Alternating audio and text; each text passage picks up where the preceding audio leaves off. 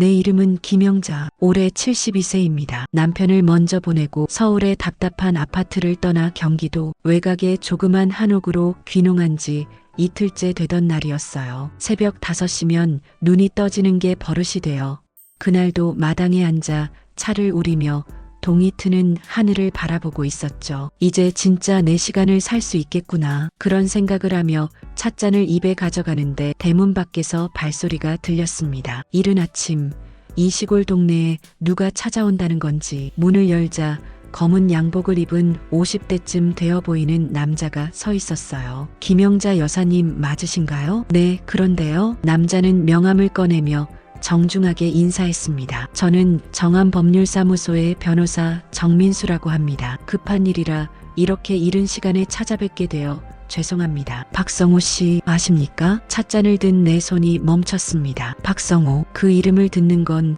도대체 몇 년 만인가요? 박성호요? 그 사람이 어떻게 됐는데요? 고인께서 작년 12월에 돌아가셨습니다. 그리고 유언을 남기셨는데요. 변호사는 잠시 말을 멈추고 나를 조심스럽게 바라봤습니다. 여사님께 모든 재산을 상속하셨습니다. 그 액수는 정확히 말씀드리면 498억 원입니다. 쨍그랑 찻잔이 손에서 미끄러져 마당 돌바닥에 떨어졌습니다. 찬물이 내 치마를 적시는 것도 느끼지 못한 채 나는 변호사의 얼굴만 멍하니 바라봤어요. 지금 뭐라고 하셨어요? 498억 원입니다. 부동산과 주식, 현금을 모두 합친 금액입니다. 말도 안 돼요. 박성호는 40년 전 내가 35살이었을 때 갑자기 사라진 사람이에요. 실종 신고가 들어갔고 경찰도 수사했지만 아무런 단서도 찾지 못했죠. 그의 가족들은 나를 의심했고 나는 그 의심 속에서 평생을 살아왔어요. 그런데 그가 죽었다고, 그리고 내게 498억을 남겼다고? 이해가 안 가실 겁니다. 하지만 이건 확실한 사실입니다. 변호사는 가방에서 두툼한 서류 봉투를 꺼냈습니다. 유언장과 상속 관련 서류가 여기 있습니다. 그리고 한 가지 조건이 있습니다. 조건이요? 네. 고인께서 남기신 유언에 따르면 여사님께서 이 유산 전부를 받으시려면 반드시 이행하셔야 할 부탁이 있습니다. 변호사는 봉투에서 낡은 편지 한 장을 꺼내 내게 건넸습니다. 40년 전 그때 그대로의 박성호의 필체였어요. 편지를 펼치는 내 손이 떨렸습니다. 영자씨, 미안합니다. 그리고 고맙습니다. 당신이 이 편지를 읽고 있다면 제가 끝내 용기를 내지 못하고 떠났다는 뜻이겠지요. 부탁이 하나 있습니다. 제 진짜 가족을 찾아주세요. 그리고 그들에게 제 진심을 전하고 용서를 구해주세요. 그래야만 당신이 이 유산을 받을 수 있습니다. 박성호, 진짜 가족? 나는 박성호의 가족을 알고 있었어요. 그의 고모와 조카들. 그런데 진짜 가족이란 대체 무슨 의미일까요? 변호사님, 이게 무슨 뜻인지 설명해 주실 수 있나요? 죄송합니다. 저도 고인의 의도를 정확히는 모릅니다. 다만 이 조건을 이행하셔야만 상속이 완료됩니다. 변호사가 돌아간 뒤 나는 한참을 마당에 멍하니 앉아 있었습니다. 평온한 노년을 꿈꿨는데 40년 전 그날이 다시 나를 찾아온 거예요. 나는 유산 같은 건 필요 없었어요. 하지만 왜라는 질문이 나를 놓아주지 않았습니다. 왜 박성호는 나에게 이 모든 걸 남긴 걸까요? 그리고 진짜 가족이란 대체 누구란 말인가요? 일주일 뒤 나는 40년 만에 박성호의 친척을 찾아갔습니다. 그의 고모 박순자 씨가 여전히 서울 성북동에 살고 있다는 걸 알아냈죠. 낡은 2층 주택 앞에서 한참을 망설이다 초인종을 눌렀습니다. 문이 열리고 주름진 얼굴에 80대 할머니가 나타났어요. 누구세요? 저 김영자라고 합니다. 박성호 씨 친척 되시죠? 순간 할머니의 얼굴이 일그러졌습니다. 내년이 감히. 할머니는 떨리는 손으로 나를 가리키며 소리쳤어요. 내년 때문에 우리 집안이 풍비박산 났어. 성우가 사라진 것도, 우리 가족이 뿔뿔이 흩어진 것도 다 내년 때문이야. 고모님, 저는 돈 때문에 다시 나타난 거지. 그 더러운 돈 때문에.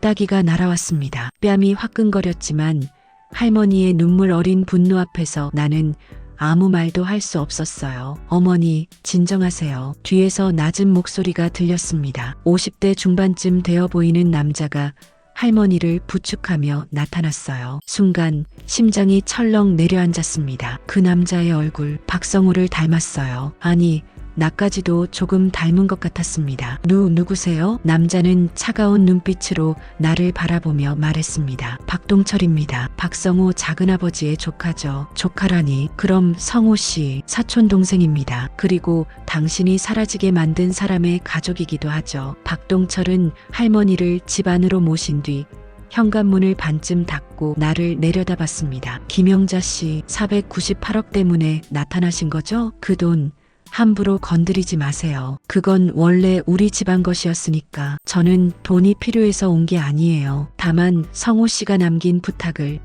박동철의 표정이 변했습니다. 뭔가 당황하는 것 같았어요. 무슨 부탁을 말씀하시는 겁니까? 진짜 가족을 찾아 용서를 구하라는. 진짜 가족? 박동철이 비웃었습니다. 그게 무슨 소리죠? 우리가 진짜 가족입니다. 다른 가족은 없어요. 그는 문을 닫으려 했지만 나는 문틈을 붙잡았습니다. 박동철 씨, 제발 도와주세요. 40년 전 그날 무슨 일이 있었는지 제가 알아야 해요. 저는 아무것도 모릅니다. 그냥 어느 날 갑자기 성호 씨가 사라졌고 사람들은 저를 의심했어요. 저는 평생을 그 의심 속에서 그만하십시오. 박동철의 목소리가 차갑게 식었습니다. 김영자 씨, 당신이 순진한 척 해봤자 소용없어요. 40년 전 그날 작은아버지가 가지고 있던 장부를 당신이 가져갔잖아요. 그 돈이 어디로 갔는지 우리 집안은 다 압니다. 장부요? 저는 그런 거 이제 와서 시치미 떼지 마세요. 경고합니다. 그 유산에 손대지 마세요. 안 그러면. 박동철은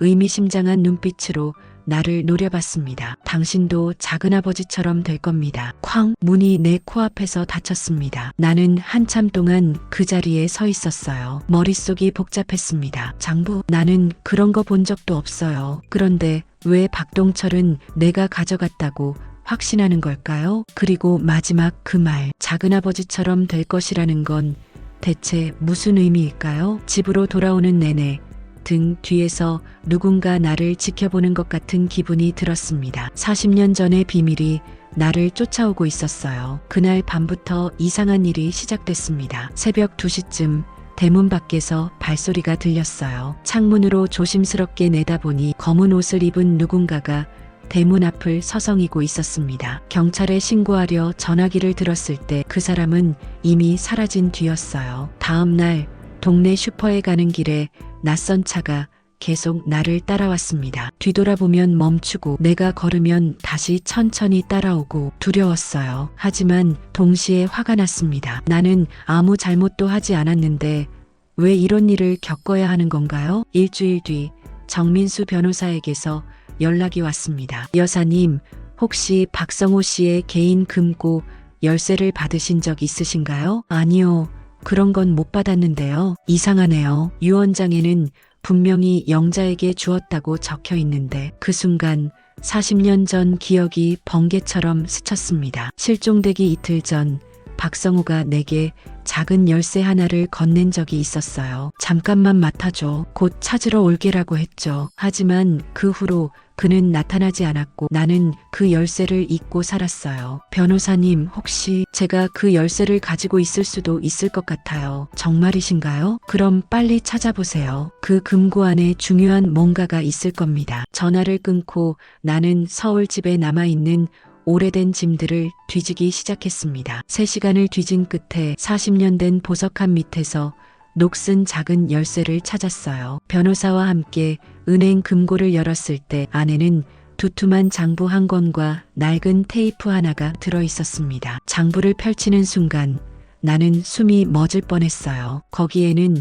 40년 전부터의 거액 자금 이동 내역이 빼곡히 적혀 있었습니다. 그리고 맨 뒷장에는 박동철과 그의 아버지 박성민의 이름이 적혀 있었어요. 불법 자금 세탁, 횡령, 배임, 증거인멸. 변호사가 장부를 넘기며 중얼거렸습니다. 이건 엄청난 범죄 기록이네요. 그럼 이게 박동철이 그토록 찾던 거였나요? 그런 것 같습니다. 박성호 씨는 이걸 고발하려다가 우리는 테이프를 재생했습니다. 오래된 카세트 플레이어에서 흘러나온 건 박성호의 목소리였어요. 1984년 10월 15일 나 박성호는 이 기록을 남깁니다. 형님 박성민과 조카 박동철이 회사 자금을 빼돌려 비자금을 만들고 있습니다. 나는 이를 고발하려 했지만 그들이 알아챘어요. 동철이가 나를 협박했습니다. 입을 다물지 않으면 영자 씨를 해치겠다고. 녹음은 거기서 끊겼습니다. 손이 떨렸어요. 그렇다면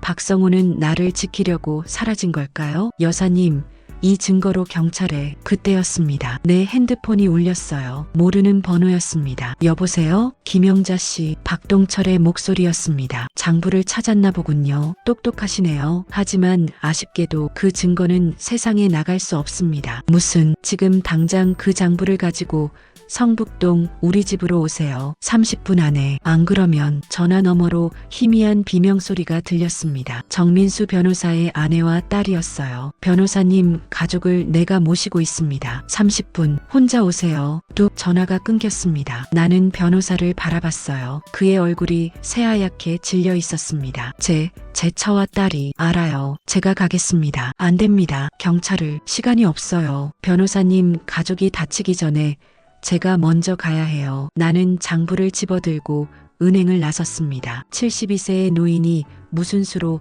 범죄자와 맞설 수 있을까요? 하지만 나는 더 이상 도망치고 싶지 않았어요. 40년 동안 도망쳤습니다. 이제는 맞서야 할 때였습니다. 성북동 집에 도착했을 때 박동철은 대문을 열어주며 비웃었습니다. 올 줄 알았어요. 당신은 그런 사람이니까. 집 안으로 들어가니 소파에 변호사의 아내와 중학생쯤 되어 보이는 딸이 묶여 있었습니다. 그 옆에는 덩치 큰 남자 2명이 지키고 있었어요. 장부 주시죠. 박동철이 손을 내밀었습니다. 가족들은 풀어줄 거예요? 물론이죠. 거래는 공정하게 해야죠. 나는 장부를 건넸습니다. 박동철은 장부를 받아들고 페이지를 넘기며 만족스러운 표정을 지었어요. 40년을 찾았습니다. 이것만 없애면 모든 게 끝나는 거예요. 그는 장부를 벽난로에 던졌습니다. 불길이 종이를 삼켰어요. 이제 됐죠? 사람들 풀어주세요. 그럴 수 없습니다. 박동철의 눈빛이 차갑게 변했습니다. 당신과 변호사, 그리고 그 가족들 모두 알아서는 안 될 걸 알았어요. 작은아버지처럼 모두 사라져야 합니다. 그는 부하에게 고개를 끄덕였습니다. 남자가 주머니에서 뭔가를 꺼냈어요. 바로 그때였습니다. 경찰이다. 움직이지 마. 쾅! 대문이 부서지며 경찰들이 쏟아져 들어왔습니다. 박동철의 얼굴이 일그러졌어요. 어떻게? 나는 조용히 미소 지었습니다. 장부는 가짜예요. 진짜는 변호사님이 경찰에 전달했죠. 당신을 끌어내려면 미끼가 필요했어요. 가슴에 숨겨둔 녹음기를 꺼냈습니다. 방금 전 박동철이 한 모든 말이 녹음되어 있었어요. 내년. 박동철이 달려들려 했지만 경찰들이 그를 제압했습니다. 3개월 후 박동철과 그의 일당은 모두 구속됐습니다. 40년 전 박성호를 감금하고 죽음에 이르게 한 혐의, 불법 자금 세탁, 횡령, 그리고 변호사 가족 납치까지. 그들은 최소 20년형을 선고받았어요. 박성호의 시신도 찾았습니다. 성북동 집 뒷마당 땅속 깊은 곳에서 40년 만에 그는 세상에 나왔어요. 장례식 날 나는 그의 묘 앞에 섰습니다. 성호 씨, 늦었지만 이제야 진실을 밝혔어요. 미안해요. 그리고 고마워요. 498억의 유산. 나는 그 돈을 받지 않기로 했습니다. 대신 박성호의 유언대로 진짜 가족에게 전달했어요. 그 진짜 가족은 40년 전 박성호가 비밀리에 후원했던 고아원 출신의 한 청년이었습니다. 지금은 50대가 된 그는 사회사업가로 성공했고 박성호의 은혜를 평생 잊지 못했다고 했어요. 성호 형은 제게 아버지 같은 분이었습니다. 제가 이 돈을 받아도 될까요? 그래야 해요. 성호 씨가 그렇게 원했으니까요. 청년은 눈물을 흘리며 절을 했습니다. 제가 형님의 뜻을 이어가겠습니다. 어려운 아이들을 돕는데 이 돈을 쓰겠습니다. 박성호 고모 박순자 씨도 찾아왔어요. 할머니는 내 손을 꼭 잡으며 울었습니다. 미안해요, 영자 씨. 내가 오해했어요. 괜찮아요, 고모님. 이제 다 끝났어요. 하지만 진짜 놀라운 건 그 다음이었습니다. 고모의 며느리 한 분이 조심스럽게 다가왔어요. 60대 초반의 단정한 여성이었습니다. 영자 씨, 제가 할 말이 있어요. 그녀는 오래된 사진 한 장을 내밀었습니다. 거기에는 젊은 시절의 박성호와 한 여자, 그리고 어린아이가 찍혀 있었어요. 이 아이가 저예요. 저는 박성호의 딸입니다. 세상이 흔들렸습니다. 딸이라니요? 아버지는 제 존재를 숨기셨어요. 어머니가 집안의 반대로 결혼하지 못했거든요. 하지만 아버지는 비밀리에 저와 어머니를 돌봐주셨죠. 제가 아버지의 진짜 가족이었던 거예요. 그녀의 눈에서 눈물이 흘러내렸습니다. 아버지가 사라지신 후 저는 영자 씨를 미워했어요. 아버지를 빼앗아간 여자라고 생각했죠. 하지만 진실을 알고 나니 아버지가 얼마나 당신을 소중하게 생각하셨는지 알겠어요. 나는 그녀를 껴안았습니다. 이제 우리가 가족이에요. 그날 이후 나의 한옥에는